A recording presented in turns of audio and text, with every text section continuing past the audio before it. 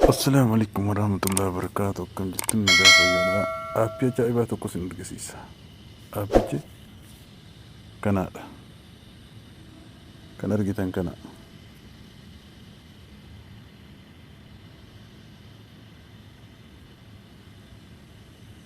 أبي كان أرجع كندا أبي جايبات لا في الستوري ما كيسار قتني في الستوري نبيتني أبي كان اللي سنتما أبي تنولين أي بريد دولا نعمتي أبي كنا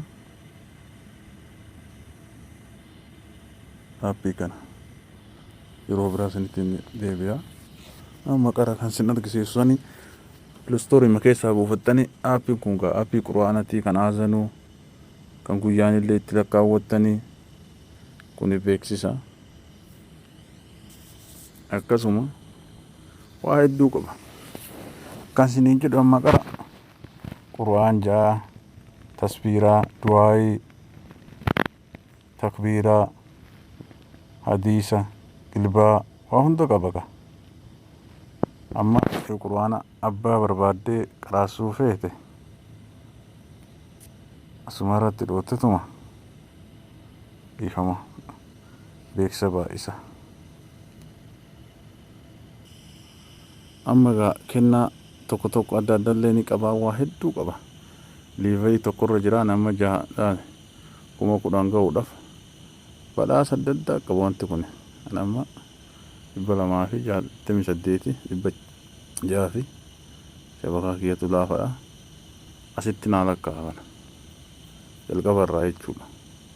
Liinkii isaa sinii lafa kaa'a achumaan seenuu dandeessan.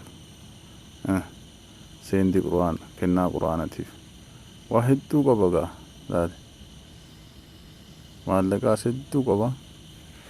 Akkuma dandeessee hojjetteetii fi akkuma nama argatteen urjii tokko qabaneema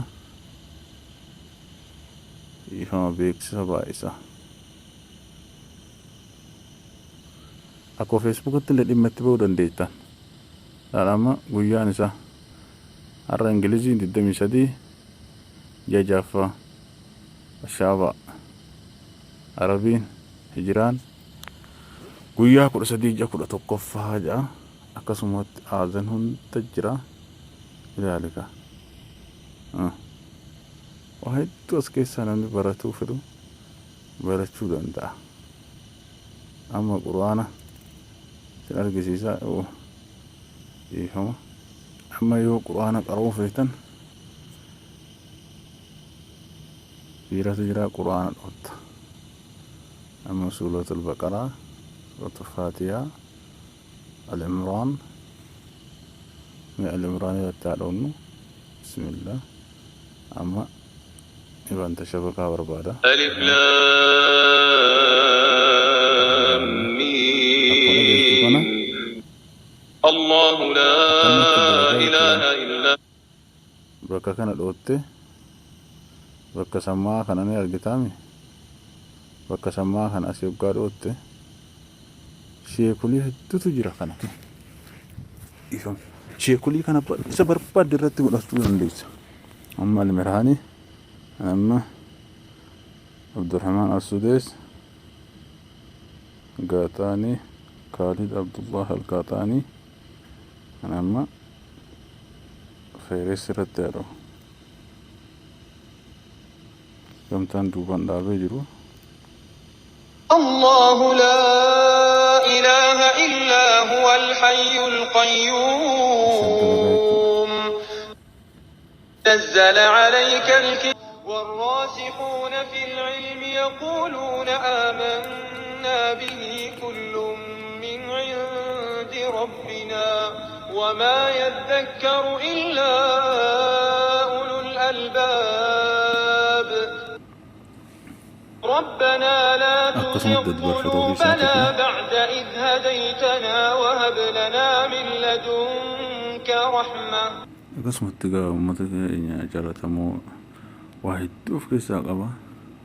Asiin quraanni hanga juuzii 30ti. isinillee waa hedduu qaba. Sheerii kana hodhootte akka namni karaa kanaan seenu ta'a. Fakkeenyaaf immoo WhatsApp irratti waa hunda irratti erguu dandeetta. Liinkii isaa gaas isiniif kaa'a. Akkasumatti garee irrattis WhatsApp irrattis ergachuu dandeessa. Waan gaariidha, kennaas qaba. Itti fayyadamaa isiniin jenna. Waa hedduu of keessaa qaba, itti gammaddanii galatooma.